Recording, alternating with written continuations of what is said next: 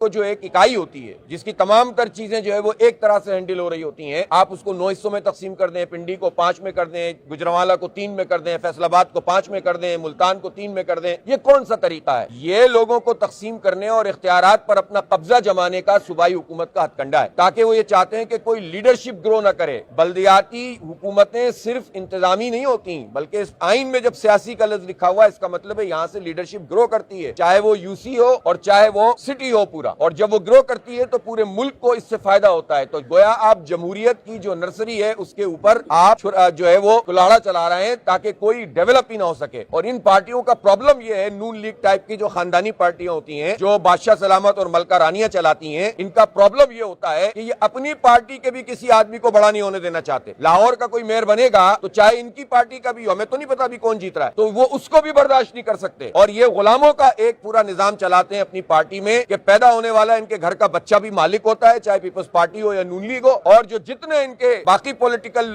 لوگ ہوتے ہیں جن کو یہ اپنی عطا کرتے ہیں، کسی کو ممبری اور کسی کو کچھ، وہ بالکل مزاروں کی طرح ٹریٹ کرتے ہیں ان لوگوں کو، اور پھر وہ مزارے عوام کے اوپر اس طرح سے ان کی غلامی کا نظام مسلط کرتے ہیں جو جمہوریت کے بھی خلاف ہے اور عوام کی حق حکمرانی کے بھی خلاف ہے۔ اور ہم توقع رکھتے ہیں عدالت عالیہ سے کہ وہ